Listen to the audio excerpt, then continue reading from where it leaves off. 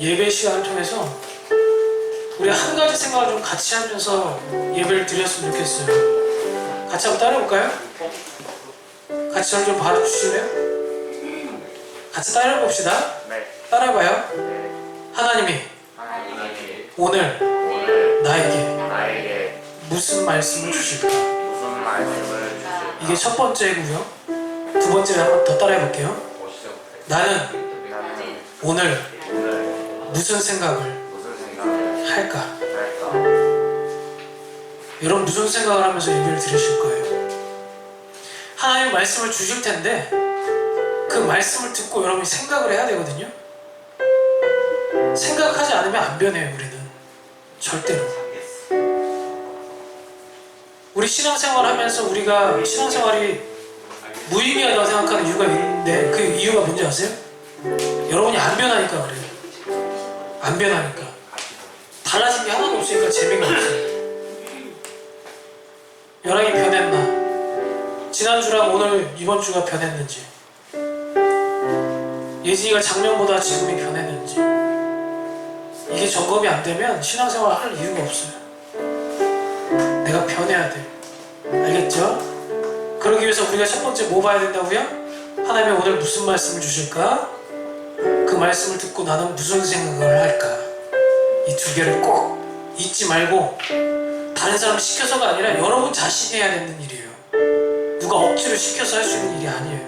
내가 해야 되는 일이라고. 그걸 좀 기억하면서 이 시간 우리 잠깐 마음을 정돈하며 잠깐 묵상 기도하는 시간 갖도록 하겠습니다. 기도하겠습니다. 아버지 감사합니다. 하나님, 이 시간을 통하여서 주님을 만나고 주님의 뜻을 또한 구하며 하나님의 말씀대로 또한 살아가기 위해서 나 자신의 삶을 돌아보고 또 이 시간 우리 마음속에 주시는 주님의 말씀 따라 그렇게 결단하며 작정하며 이제는 변화되는 그런 삶으로 우리의 신앙생활이 이유가 있고 목적이 있는 것을 깨달을 수 있는 우리 친구들이 다 될 수 있도록 주님 도와주시옵소서. 하나님, 이 시간 형식적인 그런 일주일에 한 번 있는 날이 아니라 구별된 날이 될 수 있도록 도와주시고 우리 마음이 떠나거나 분산되지 않도록 주님 우선순위를 붙잡아 주시기 원합니다. 하나님, 주님께서 우리 삶의 유일한 인도자 되시기를 소망하고 예수님의 이름 감사하며 기도합니다. 아멘. 하나님께서 우리에게 어떤 이야기를 들려주시기를 원하냐면 먼저는 예수님의 이야기를 해요.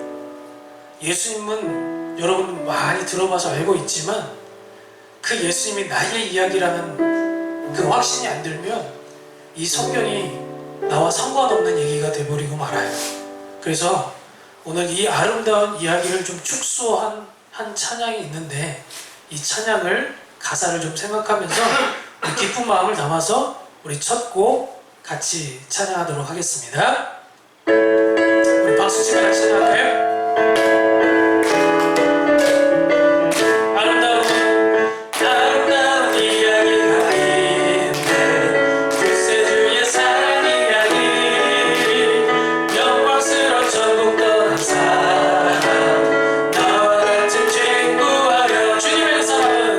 주님의 그 사랑 정말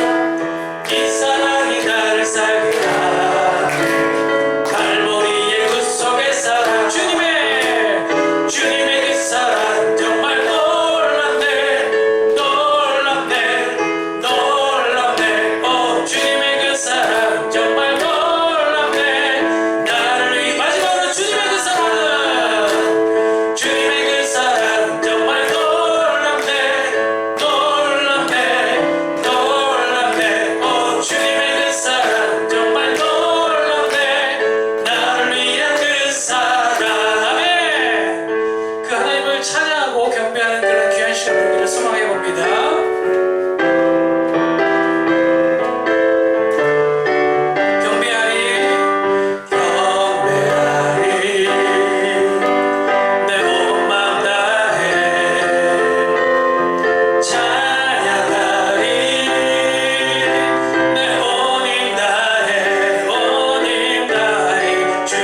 찾으리 나 사는 동안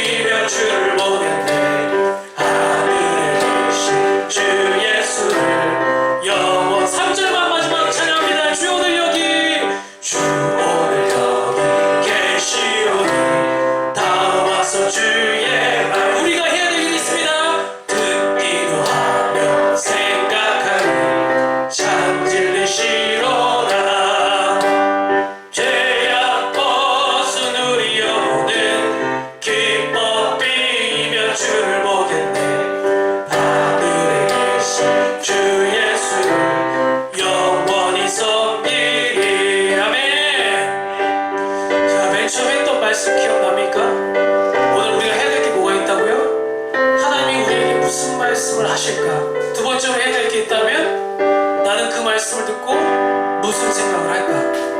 오늘 3절 말씀이 딱 그 얘기를 하고 있죠. 듣기도 하며 생각하니, 듣기도 하며 생각하니, 이 두 가지를 여러분이 오늘 하셔야 돼요.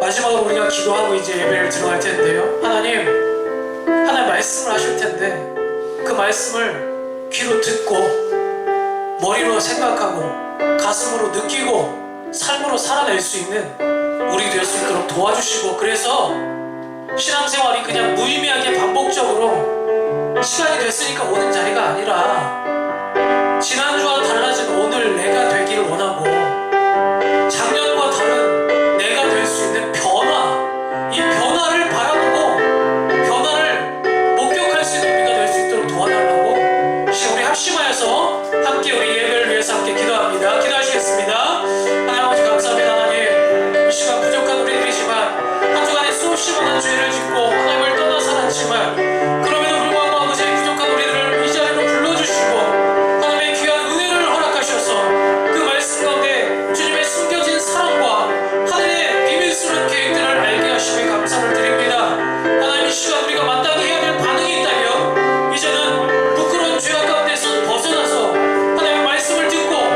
이 영이 반응하고 생각이 반응하고 우리의 모든 전인격적인 변화가 일어날 수 있도록 주님 아버지 생각하고 결단하는 시간 될 수 있도록 나오니 이 시간 말씀하여 주시옵소서. 종이 듣겠나이다라는 그 믿음의 정조를 가지고 주님 앞에 나갈 수 있도록 주님 도와주시고, 그래서 아버지 그 삶을 살아내므로 말미암아 다음 주에는 뭔가 달라지고 변화될 수 있는 우리들 스스로를 바라보며 날 수 있는 우리 모든 학생들 또 교사생들과 제가 될 수 있도록 주님 함께하여 주시옵소서.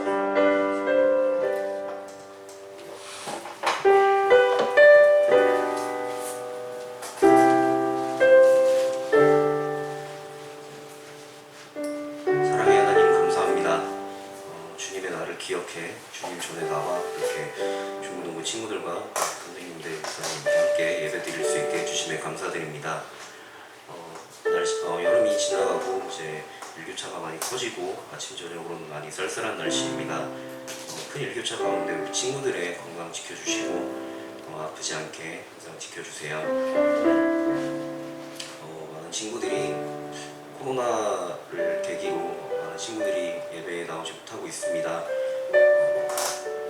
쉼이 늘어짐이 되지 않도록 항상 저희가 주님을 잊지 않고 살아갈 수 있도록 도와주시고, 예배를 드릴 때도 저희가 항상 타성해져서 항상 같은 형식적인 예배가 아닌 정말 전심으로 진심을 다해 주님께 예배 드릴 수 있는 저희 중고등부 친구들이 될 수 있도록 도와주세요. 말씀 전해주시는 목사님께도 능력 주셔서 또 주님이 주신 말씀으로 저희가 또 한 주간을 살아갈 수 있는 저희 중고등부가 될 수 있도록 도와주세요. 예배가 마치는 시간까지 함께 해주실 줄 믿사옵고 예수님의 이름으로 기도드렸습니다. 아멘.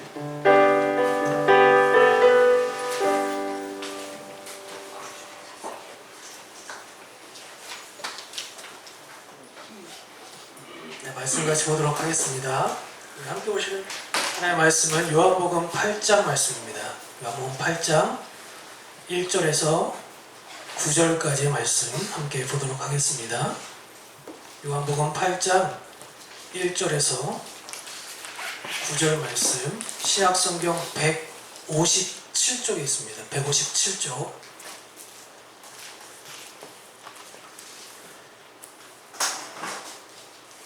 다 찾으신 줄로 알고 157쪽 제가 먼저 한 절 읽고 또 여러분들이 한 절 읽는 것으로 서로 번갈아 말씀을 교독하도록 하겠습니다.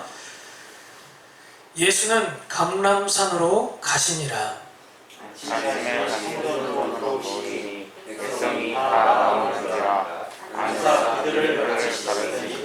서기관들과 바리새인들이 음행 중에 잡힌 여자를 끌고 와서 가운데 세우고 예수께 말하되 선생이여 이 여자가 가난하다 헌장에서 잡혔나이다. 모세는 율법에 이러한 여자를 돌로 치라 명하였거니와 선생은 어떻게 말하겠나이까? 이들이 이렇게 말하면 부활할 종을 먼저 하여 예수를 시험하노라. 예수께서 몸을 받아 그들이 묻기를 맞이 아니하는지라. 이에 일어나 이르시되 너희 중에 죄 없는 자가 먼저 돌로 치라 하시고 다시 몸을 굽혀 손가락으로 땅에 쓰시니. 그들이 이 말씀을 듣고 양심의 가책을 느껴 어른으로 시작하여 젊은이까지 하나씩 하나씩 나가고 오직 예수와 그 가운데 섰는 여자만 남았더라. 아멘. 예수님께서 글씨를 쓰신 이유에 대해서 오늘 이제 말씀의 제목을 가지고 함께 여러분과 함께 은혜를 나누기를 원합니다. 여러분, 이 세상에 사랑이 넘치는 세상이 되면 좋겠다라는 생각들을 많이 할 겁니다. 그죠? 서로 잘못한 것들이 있더라도 용서해주고 이해해주고 부족한 것들이 있더라도 서로 보다듬어 줄 수 있는 세상이 있다면 좋겠다. 그런 세상이 오면 좋겠다. 그러면 이 세상에 문제가 없어질 것 같죠. 그런데 사실 그렇지는 않은 것 같아요. 왜냐하면 세상 사람들 속에서는 사랑을 또 이용하려는 사람들도 있기 때문에 그렇습니다. 용서해주면 그 용서를 기뻐하고 감사하기보다 그 용서를 이용하려고 하는 사람들이죠. 이제 대표적인 것이 이제 이단 중에 구원파라는 것이 있습니다. 그들 세상은 어떤 세상이냐면 죄를 지었어도 어차피 하나님께서 용서를 해줄 테니까 굳이 회개할 필요가 없다. 어차피 우리는 그 죄 지은 것까지도 용서를 받았다라고 생각하는 거예요. 그러니까 그 사람들의 삶은 변화가 있을까요? 없을까요? 당연히 없겠죠. 또 죄를 지어도 어차피 용서받을 테니까. 저희 집이 사실 굉장히 엄하게 제가 컸습니다. 제가 외동 아들이지만 많이 맞고 자랐어요. 물론 때리는 부모가 옳다는 얘기는 아니지만 옳은 것과 그른 것을 가르쳐주는 기준점이 필요하다는 것에 대해서는 저는 적극적으로 동의합니다. 엄마 아빠가 무조건적으로 나를 사랑해준다고 해서 그 아이가 잘 되리란 법이 없다라는 거예요. 그럼 반대로 이걸 좀 뒤바꿔 볼까요? 어느 집에 가면 사랑이라고 하는 눈꽃뜻을 찾아볼 수가 없고 못하는 것만 가지고 혼내는 집이 있어요. 잘한 거는 그냥 당연한 거고 못한 것만 가지고 혼내요. 그래가지고 아주 굉장히 세세한 것까지도 다 그렇게 잡아냅니다. 그런 집의 아이들은 그러면 과연 잘 자랄까요? 그런 부모님 밑에서? 그렇지 않죠. 그래서 성경에는 이 두 가지를 다 가르치고 있거든요. 한쪽은 사랑을 얘기하고 있고 한쪽은 이제 그 법을 다스리는 공공의 의라고 해서 공의를 얘기를 하고 있어요. 만약에 하나님이 사랑의 하나님이다 그래서 벌을 하지 않는다면 여러분 어떤 생각이 드세요? 막 엉망진창으로 살고 죄 짓는 사람이 벌 받지를 않아요. 사랑하니까. 그럼 그 세상이 과연 잘 돌아갈까요? 그렇지 않고 사랑이라고는 눈곱 찾아볼 수가 없고 맨날 벌만 해. 그런 하나님을 우리가 가까이 하기가 쉬울까요? 당연히 아니겠죠. 그래서 이 두 가지를 균형을 잡게끔 한 게 뭐냐면 같이 한번 따라해볼게요. 십자가. 이 십자가가 그래서 사랑과 공의의 균형, 밸런스를 맞춘 그 사건이라는 거예요. 그런데 여러분, 예수님은 사실 십자가에서 뭘 얘기하고 싶었냐면 죄에 대한 심판을 얘기하고 싶었어요. 왜냐하면 죄를 지은 모든 사람은 다 심판받게 있다는 것을 자기 스스로 죄에 대한 심판을 받으면서 대표자로서 심판을 받으면서 그걸 나타내줬다는 거예요. 근데 사실은 그 방법은 정죄가 아니었어요. 여러분, 대표적으로 우리가 법원에 가면 판사가 예를 들면 요라이가 죄를 지었다 칩시다. 그럼 판사가 뭐라 그래요? 무슨 법 몇 조 몇 항 뭐 한여랑 몇 개월 몇 년 이렇게 땅땅땅 그럼 끝나는 거잖아요. 그죠? 그럼 그때부터 어떻게 돼요? 감옥에 가든지 벌금을 맞든지 아니면 어떤 다른 뭔가 벌이 있겠죠. 그런데 예수님은 어떤 방법을 쓰셨냐면 땅땅땅 때리긴 했는데 마지막에 가서 아주 반전을 때렸어요. 뭐라고 했냐면 너 몇 년 형 땅땅땅 근데 용서해 주겠다. 이게 십자가예요. 이 은혜를 받은 자들이 이 자리에 모여 있는 거고 이 은혜를 아는 사람이 하나님을 잘 섬길 수가 있게 됩니다. 그런데 아주 아이러니하게도 그 은혜를 받을 기회가 있었음에도 불구하고 받지 못했던 사람들이 있어요. 그게 누구냐면 오늘 본문에 나온 사람들이에요. 잘 한번 볼까요? 오늘 예수님께서 성전에 들어가서 사람들을 가르치려고 성전에 들어갔는데 그날 바리새인들과 서기관들이 한 여자를 예수님 앞에 끌고 왔습니다. 그 여자가 어떤 여자였냐면 남편 몰래 바람을 피다가 현장에서, 바람 피는 현장에서, 불륜 현장에서 잡혀온 여자였어요.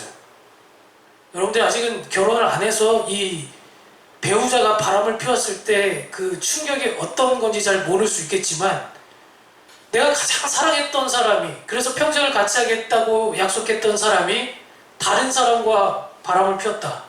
굉장히 충격적이었겠죠. 그래서 그 당시에도 이 죄를 간단히 다루질 않았습니다. 법에 따르면, 이 모세율법이죠. 율법에 따르면 언제든지 그런 여자는 잡혀가지고 오면 남편이 그 여자를 벌할 수 있을 뿐만 아니라 그 현장에 있는 모든 사람들이 돌을 들어서 어떻게 해요? 여자에다가 집어 던져서 죽일 수 있는, 돌로 맞아 죽이는 그런 형벌이 있었다는 거예요. 공개 처형 현장이었던 거죠. 그러니까. 근데 그 여자를 데리고 누구 앞에 지금 데리고 온 거예요? 예수님 앞에 데리고 왔어요. 그러면서 이렇게 얘기를 했습니다. 선생님, 이 여자가 현장에서 붙잡혔나이다. 현행범이란 얘기예요. 변명할 여지가 없다는 얘기죠. 걸렸으니까 바로. 여기서 근데 왜 이 종교 지도자들이 예수님께 선생님 하고 불렀냐면, 이 선생님이라는 말이 탈무드라는 책 혹시 읽어봤어요?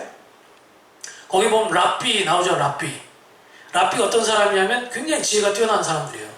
사람들이 많이 가르침을 받고자 하는 그런 선생님이에요. 근데 만약에 이 랍비는 사람들이 만약에 질문을 했어. 예를 들면 여라이가 뭐 수수께끼나 뭐 이런 자기 삶에 대한 궁금함에 질문했는데 대답을 못해. 그러면 이 사람은 랍비 자격이 없어지는 거야. 왜? 너는 지혜가 부족하다. 망신을 당하는 거예요.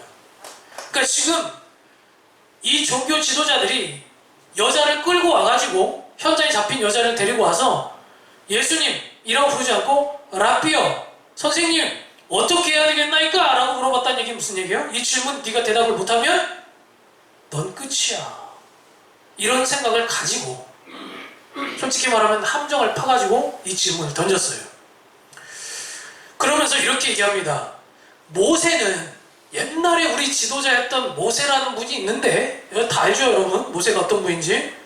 구약의 최대 지도자, 역사상 이 모세만한 사람이 없을 정도의 최고의 지도자가 모세인데, 모세를 이름을 빌려다가 이렇게 얘기했어요. 모세는 이런 여자를 돌로 쳐 죽이라고 그랬는데 선생님은 어떻게 생각하십니까? 이렇게 얘기한 거예요. 이거 뭐라고 대답을 했다가는 잘못 대답하면 어떤 생각이 드는 줄 아세요? 네가 감히 모세한테 지금 덤비는 거야? 모세보다 네가 낫다고 생각하는 거예요? 모세 말이 틀렸다는 거예요? 이런 얘기가 지금 진행될 수 있는 상황이에요. 함정이죠. 그때 예수님이 어떻게 했습니까? 모든 사람들이 지금 다 뭘 주목하고 있어요? 예수님의 입술만 주목하고 있어요. 예수님이 무슨 말을 할까? 침도 하나 지금 꿀꺽 삼키지 못할 정도로 정확하게 조용하게 조용한데 예수님이 갑자기 땅바닥에다 대고 글씨를 막 쓰는 거예요. 뭐라고 썼을까요?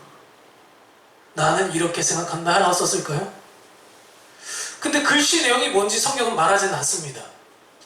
단지 글씨를 쓰고 일어나서 한 말이 있다라는 얘기까지만 성경에서 말하고 있어요.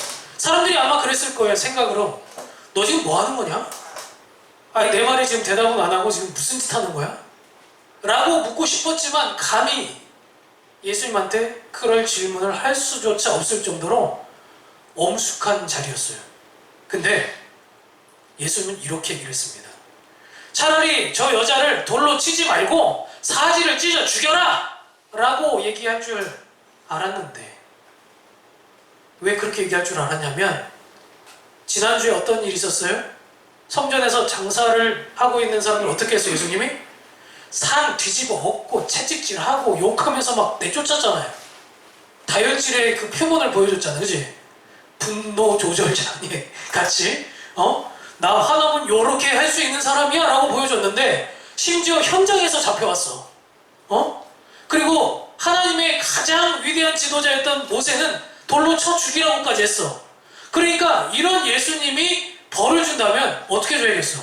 모세보다 사실은 더 심하게 돌로 쳐 죽이는 게 아니라 돌로 갈아 죽여라 뭐 이렇게 뭐 그렇게 할 정도로 심하게 할 것 같았는데 예수님의 대답은 사람들의 뒤통수를 때리는 것 같은 대답이었습니다. 뭐라고 얘기합니까? 죄 없는 자가 먼저 돌로 치라. 죄 없는 자가 먼저 돌로 치라. 여기 한번 질문 한번 드려볼게요. 여러분한테도. 여러분 마음의 손을 드세요. 어차피 지금 뭐 제가 죄 있냐 없냐를 보려고 한 거니까. 나는 지난주에 죄를 한 번도 지은 적이 없다. 마음의 손을 한번 들어보세요. 없겠죠? 왜냐하면 예수님의 기준은 어때요? 생각으로 지는 죄도 이미 죄를 지은 거다 라고 얘기하셨으니까. 여기 있는 사람들도 감히 돌을 들 수 있는 사람이 없었어요. 그리고 심지어 예수님을 함정에 빠뜨리려고 했던 종교 지도자들조차도 돌을 들 수 없었던 비하인드 스토리가 있습니다. 여러분 로마서 2장 22절을 한번 찾아볼까요? 로마서 말씀. 로마서 어딘지 아세요? 롬 에필골몬 그 다음에 롬 갈라디아 고린도전서 이전에 롬 2장 한번 찾아봅시다. 242쪽이에요. 신약 242쪽 2장 22 둘둘둘. 자, 찾았으면 여러분들이 한번 크게 한번 한 목소리로 한번 읽어볼까요? 2장 22절. 자, 찾으셨으면 한번 읽어봅시다. 시작! 말하는 내가 가능하냐 세상을 가짐이 없는 내가 신전 물건을 도둑질하느냐. 이게 지금 누구한테 하고 있는 말인지 아세요? 바울이 그 당시 종교 지도자들을 향해서 하고 있는 말이에요. 간음하지 말라고 하는 니네들이 간음하고 있느냐? 우상 숭배하지 말라고 했던 너희들이 우상을 숭배하고 있느냐? 요즘으로 치면 목사들한테 하는 말이에요. 너 지금 설교는 그렇게 해놓고서 네가 그렇게 살 수 있느냐? 이 얘기하고 있는 거예요. 부끄럽지만 그런 목사들이 꽤 많이 있잖아요. 요즘에도. 그 당시에도 그랬던 것 같아요. 유대 지도자들, 그러니까 지금 예수님 앞에 이 질문을 갖고 나와 예수님을 함정에 빠뜨리려고 했던 이 서기관들과 바리새인들조차도 무슨 죄를 짓고 있었다는 거예요. 사실은 알고 보니까 그들도 이미 바람 피고 불륜하고 자기 부인 외에 처첩을 댔고 있었던 엉망진창의 삶을 살고 있음에도 불구하고 단지 현장에서 잡히지 않았다는 이유 때문에 자기가 돌을 들러서 다른 사람을 쳐 죽일 수 있다고 가증스럽게 생각했다는 거예요. 이게 얼마나 설교를 하고 있는 저에게도 찔리느냐면, 여러분한테 제가 그런 죄를 짓지 마세요, 우리 이렇게 삽시다 했는데, 만약에 제가 아무도 보지 않는 자리에서 저 혼자 있는 때 여러분에게 하지 말라고 했던 죄를 짓고 와가지고 나는 안 걸렸으니까 나는 안 했다고 얘기하고 있다면 여러분 그런 사람의 말을 믿을 수 있겠어요? 그런데 현장에서 걸린 적은 없지만 그런 일들을 벌이고 있다는 걸 누구나 아셨냐면, 누가 아셨어요? 누가 아셨어요?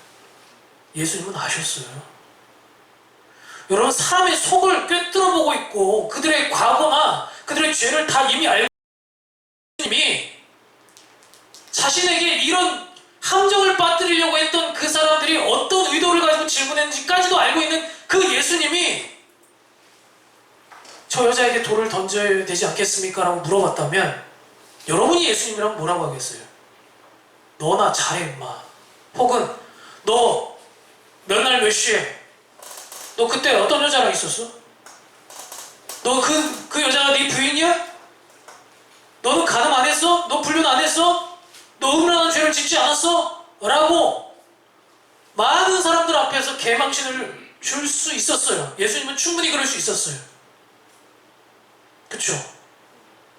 제가 만약에 예수님이라면 감히 여러분들의 죄를 다 알고 있다면 여러분들 그 자리에서 자, 너 이 죄 지었지, 너 그 죄 지었지, 너 지금 이런 생각하고 있지 라고 지적하기가 더 쉽겠죠. 그런 사람을 사랑하기가 쉽겠어요? 지적하기가 쉽겠어요? 이 마음속에 온갖 죄만 가득한 사람들의 모습을 보면서 너 그렇게 살면 안 돼 라고 말하기가 쉬워요? 아니면 용서하고 이해하기가 쉬워요? 그렇게 살지 말라고 하기가 쉽잖아요. 근데 예수님은 어떤 선택을 하셨냐면 몸을 다시 굽혀서 다시 무언가를 쓰기를 시작했어요. 대체 이 행동이 뭘까요? 왜 자꾸 예수님은 말을 하지 않고 자꾸 땅에다가 글씨를 쓰는 걸까요? 저는 많은 사람들이 이제 이런 얘기를 합니다. 학자들 중에는 예수님이 답이 생각이 안 나니까 시간을 벌려고, 왜 우리도 그러자, 잠깐만 뭐 이런 것처럼 예수님이 또 그렇게 얘기하면 좀 약간 쪽팔리니까 글씨 쓰는 척, 뭐 생각하는 척 그렇게 얘기했다라고 얘기하지만 저는 그렇게 생각하지 않습니다. 오히려 예수님이 지혜가 없어서 생각이 나지 않아서 예수님이 시간을 벌려고 한 것이 아니라, 같이 한번 따라해 볼게요. 예수님은 사람들에게 생각할 시간을 주셨다. 예수님은 오히려 우리에게 생각할 시간을 주셨다는 거예요. 너네들이 지금 나에게 이 여자를 데리고 나온 이유가 뭐냐? 너네들 스스로는 죄가 없다고 생각해서 데리고 나왔지? 너네들이 돌을 들어서 이 사람을 치려고 했던 이유는 뭐냐? 나는 똑같은 죄를 안 지었으니까 괜찮다고 생각해서 돌을 들려고 했지. 그런데 너희들은 어떠니? 너희들은 괜찮아? 너희들은 돌을 들 자격이 있어? 라고 스스로 생각할 시간을 주셨다는 거예요. 그리고 마지막에 이 질문에 대한 답을 이렇게 하신 거예요. 너희 중에 죄 없는 자가 먼저 돌로 치라. 나는 저 사람보다 죄를 덜 지었다고만 항상 생각했지, 나에게 죄가 있다고 생각해 본 적이 없었던 사람들이었기 때문에 이 질문에 대한 대답이 사람들의 양심의 반응을 일으킬 시간을 줬다는 거예요. 이처럼 하나님은요, 오늘 이 예배 시간을 통해서 뭘 원하시냐면, 우리가 일주일 동안 얼마나 바쁘게 살았습니까? 그쵸?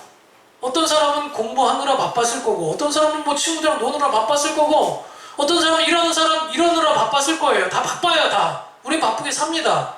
그런 생각할 시간이 없어요. 여러분 삶에 대해서 언제 생각해 볼 수 있어요? 그런 시간이 있나요? 저는 없는 것 같아요. 만약에 지금 이 순간에도 그 시간을 생각하지 않는다면 내 삶에 대해서 어떻게 생각할 시간이 있겠어요? 그래서 하나님은 오늘 우리에게도 이렇게 생각할 시간을 주고 계세요. 말씀을 좀 정리해 보겠습니다. 사람들은 누군가에게 질문을 할 때 이미 그 마음속에 답을 갖고 와요. 예를 들면 어떤 친구가 저에게 와서, 목사님, 뭐 예를 들면 혼전 순결을 지켜야 되나요? 술을 마셔도 되나요? 물어봐요. 여러분 어떻게 생각하세요? 저는 근데 그 질문에 대답에 야, 하지 마라, 해라, 이 얘기를 먼저 하지 않습니다.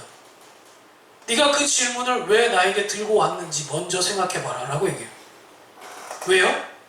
사람들은 자기가 질문을 갖고 나온 이유와 의도가 있다는 거예요, 마음속에. 만약에 저 목사가, 심현우 목사가 술을 마셔도 된다고 얘기하면 이 사람 어떻게 하겠어요? 그동안 참고 있었던 자신의 욕구를 막 충분히 발산하면서 흥청망청 술 취하기를 바라는 마음이 있었을지 모르고, 그쵸? 혼전순결 지키지 않아도 된다고 얘기하면 막 아무나 만나고 다니면서 자신의 몸을 함부로 대하지 않겠습니까? 쾌락주의로 빠져서. 그거에 대한 대답을 원하고 나에게 질문했다면 이 사람은 질문에 대답을 해줄 필요가 없어요. 그런 것처럼 우리 인생은 다 답을 갖고 있다니까요. 하나님, 제가 어떻게 살아야 되나요? 어떤 직업을 가져야 되나요? 제가 공부를 왜 해야 되나요? 어떤 사람을 만나서 연애를 해야 되나요? 기도를 하는데 사실은 마음에 우리 안에 다 답을 갖고 나온다고요. 하나님의 뜻을 알려주기를 원하기보다 내 뜻대로 되기를 원하는 마음을 가지고 기도를 한다고요. 이미. 그때 하나님은 우리에게 뭘 하시냐면, 같이 한번 따라해볼게요. 침묵하신다고요. 기도의 응답을 안 하시는 게 아니라 침묵하세요. 왜? 네 생각 좀 내려놓고 내 생각이 뭔지 한번 들어볼래? 그 마음의 준비가 되면 얘기해 줄게 라고 얘기하시는 거예요. 오늘도 어쩌면 여러분들 하나님이 없는 것처럼 느껴지시는 분이 있을지 모릅니다. 왜 기도해도 응답이 되지 않지? 라고 생각하는 분이 있을지 몰라요. 근데 그때 하나님은 하나님의 뜻을 알려주기를 기다리고 계세요. 어쩌면 땅에 글씨를 쓰고 있는 것처럼. 그리고 깨닫게 만드십니다. 너희 중에 죄 없는 자가 먼저 치라. 여러분, 유대의 지도자들 입장으로 한번 돌아가 볼까요? 얼마나 예수님을 굴복시키고 싶었는데 이 말이 굴욕적이었을까요? 이 말을 처음 들었을 때 예수님을 함정에 빠뜨리지도 못했고 자신이 갖고 있었던 이 율법적인 기준으로 죄인들을 처벌하지도 못했고 오히려 내가 은밀하게 갖고 있었던 죄만 만천하의 사람들 앞에 공개하는 꼴이 되어버렸으니 얼마나 쪽팔렸을까요? 그렇죠? 그런데요, 이게 참 중요합니다. 잘 들으세요. 오늘 이 현장은요, 가늠한 여자, 이 불륜을 저지른 여자만 용서하고 있는 현장이 아니에요. 우리가 잘 아셔야 돼요. 누굴 용서하고 있는 현장이냐면 자신을 시험에 빠뜨리게 만들려고, 함정에 빠뜨리게 만들려고 했던 바리새인들과 지도자들조차도 기회를 주고 있다는 거예요. 기회를 주고 있어요. 그러지 않았으면 네가 그런 질문을 한 이유가 그것 때문이지라고 예수님 지적했을 거예요. 너가 그런 못된 마음을 가지고 나한테 나왔지? 너는 무슨 죄를 지었잖아! 라고 지적하면 되는데 예수님은 그렇게 하지 않았어요. 그게 하나님의 사랑이에요. 공의가 있지만 죄가 무엇인지는 정확하게 말씀해 주시지만 그 죄를 죄대로만 처벌하지 않고 기회를 한 번 더 주시는 은혜, 그게 하나님의 사랑이라는 거예요. 그런데 제가 서두에 얘기했던 것처럼 이 사랑을 이용하고 못되게 사용하는 사람들이 있어요. 어차피 오늘도 용서해 줄 테니까 죄 또 짓고 말지 뭐. 더 큰 죄를 지으면 더 은혜를 많이 받는 거 아니겠어? 라고 생각하는 사람들이 있다면 과연 그 은혜가 어디까지 갈 수 있을까요? 사랑하는 우리 형제 자매 여러분, 어쩌면 저를 포함해서 이 자리에 앉아있는 여러분들도 다 사실 연약합니다. 우리가 같이 예배드리고 이 자리에 앉아있지만 사실 같은 방법과 같은 목적을 가지고 이 자리에 나와 있지 않을 수 있다라고 생각합니다. 어떤 사람들은 자기만의 기준과 자기만의 생각과 자기만의 가치관을 가지고 이미 하나님의 말씀을 듣기보다는 내 뜻대로 사는 것이 더 옳고 빠르고 바른 방법이라고 생각하고 고칠 마음이 전혀 없는 채 이 자리에 앉아있는 사람도 있을 수 있습니다. 그러나 이 자리에 앉기까지는 그런 생각을 갖고 나왔을진 모르겠지만 말씀을 들으셨다면 생각을 하셔야 합니다. 듣기도 하고 생각하니, 듣고 생각하셔야 돼요.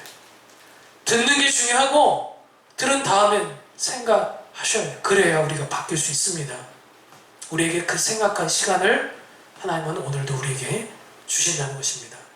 너희의 생각을 내려놓고 내가 너를 인도할 테니 나를 따라오라고. 너의 양심을 돌아보고 다시 기회를 주는 나를 붙잡으라고. 그 따스한 예수님의 사랑과 그런 한치의 오차 없는 공의로우심의 그 균형 속에 여러분들이 온전히 속할 수 있기를 주님의 이름으로 축복합니다. 기도하겠습니다. 하나님 아버지 감사합니다. 하나님, 오늘 우리에게도 이렇게 기회를 주십니다. 오늘 우리에게 하나님 주시는 그 기회를 이용하기보다 감사하고 기뻐하고 누릴 수 있는 우리가 될 수 있도록 도와주시옵소서. 오늘 오래 참으시는 하나님이 계시기에 우리가 법대로 심판받지 않고 생명을 얻을 수 있음을 다시 한번 감사하기 원합니다.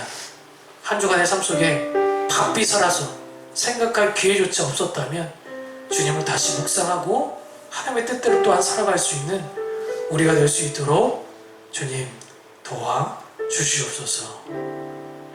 우리 찬양곡 같이 부르고 시작했으면 좋겠는데요. 우리 갈 길을 밝히 보이시니 1절하고 3절만 같이 찬양하도록 하겠습니다.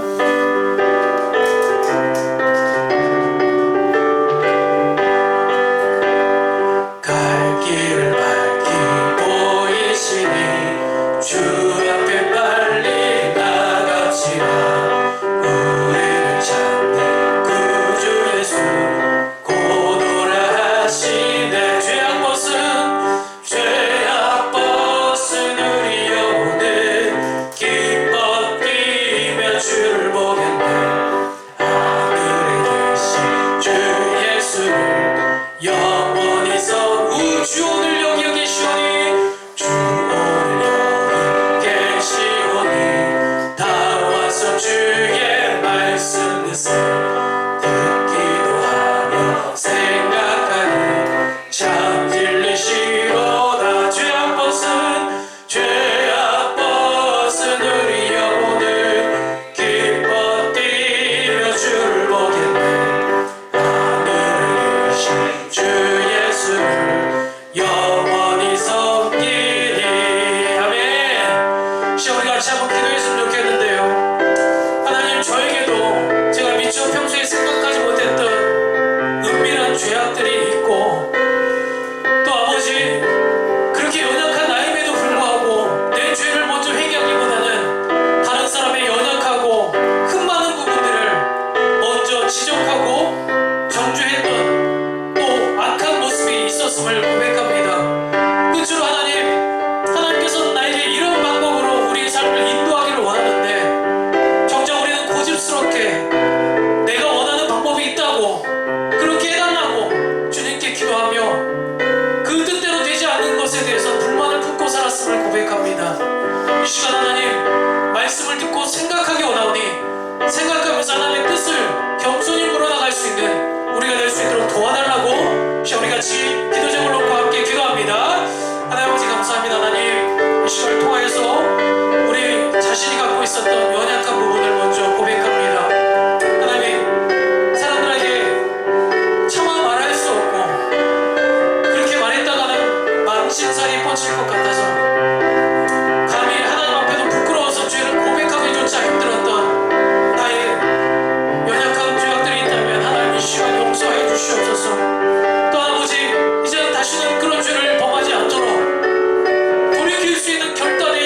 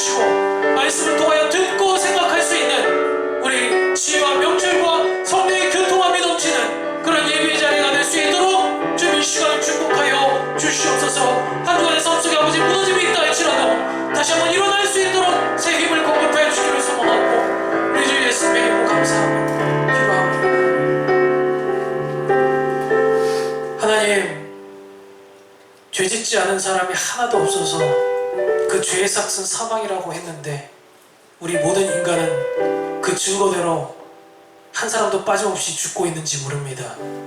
그렇습니다. 나도 그 죄인입니다. 어쩌면 성경에 나와 있는 어떤 큰 죄인보다 내 죄가 더 큰지도 모릅니다.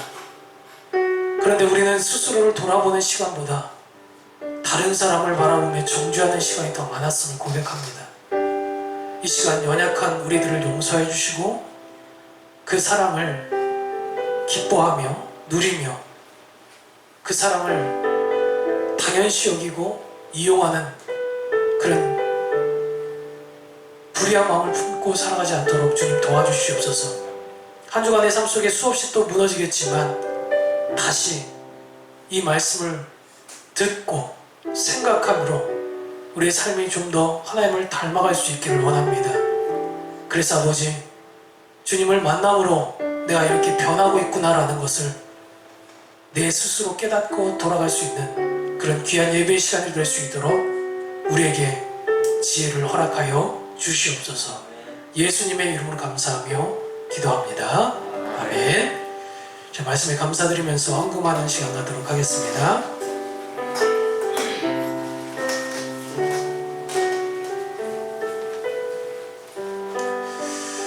하나님 감사합니다. 아버지, 이 예물을 또 주님 앞에 드릴 수 있는 귀한 분별하는 마음을 허락하여 주시고 또 이 예물이 쓰이는 곳마다 아버지의 사랑과 공의가 풍성하게 넘쳐날 수 있는 이 세상 될 수 있기를 주님 소망합니다. 오늘 배웠던 말씀처럼 이 말씀이 우리로 하여금 생각하고 팔과 다리를 움직일 수 있는 결단으로 이어질 수 있는 한 주간의 삶이 될 수 있도록 주님 축복하여 주시옵소서. 살아계신 우리 주 예수님의 이름으로 기도합니다. 아멘. 네, 오랜만에 또 광고의 말씀을 드리도록 하겠습니다. 다름이 아니라 여러분, 제가 예전에 한번 여러분한테 권면드렸던 게 있어요. 신앙일기를 좀 쓰자. 신앙일기가 뭔지 알죠? 말씀을 들은 거를 한 줄 정도로 요약하고 한 주간의 삶 속에서 그 말씀대로 살았는지 내가 나를 점검해 보는 거예요. 그래서 1년이 지나고 그 일기를 봤을 때 내가 그때는 이런 고민이 있었고 이런 죄도 지었는데 지금은 이렇게 변했구나, 하나님이 이렇게 응답하셨네 라고 누가 확인해요? 내가 내 스스로 확인할 수 있는 그 기록을 남기자라고 얘기를 드렸어요. 그죠? 그런데 일기장은 잃어버리기도 하고 또 그 말씀이 잘 요약되지 않을 때도 있어요. 그래서 오늘 여러분에게 오랜만에 이벤트를 다시 열려고 합니다. 뭘 했으면 좋겠냐면, 물론 예배를 지금 현장에서 예배를 드리긴 했지만 이제 온라인으로 선생님들이 예배 링크를 보내드리잖아요. 그 예배 링크에다가 자신의 적용 짤막하게 한 줄 정도 남겨주시면 제가 한 달 정도 이렇게 또 잘 취합해서 또 여러분에게 소정의 상품을 드리는 댓글 이벤트를 하려고 하니까 오늘 이 자리에 계신 분들은 다 빠짐없이 남겨주시고, 혹시라도 친구 중에 현장 예배는 못 드리지만 온라인으로 예배 드리고 있는 친구가 있으면 그 친구와도 함께 잘 나눌 수 있는 생각의 나눔이 있는 그런 귀한 시간이 되었으면 좋겠습니다. 우리 선생님들은 지난주 우리 당회 결과 보고 때문에 잠시 예배 후에 한 5분 정도 모임 갖도록 하겠습니다. 축도드림으로 모든 예배 순서 마칩니다. 이제는 우리 주 예수 그리스도의 무한하신 은혜와 하나님 아버지의 끊임없으신 사랑하심과 성령님의 오늘도 말씀을 듣고 생각하고 결단하고 그래서 삶으로 이어질 수 있는 원동력의 교통함이 있으시기를, 지금 삶에 도전을 받고 돌이킴을 결단하며 그래서 한 주간의 삶 속에 주님의 말씀대로 살기를 작정하고 돌아가는 우리 형제 자매들의 머리머리 위에와 그들의 가정과 학업과 이 나라 민족 교회 위에 이로부터 영원토록 함께 있을지어다. 아멘.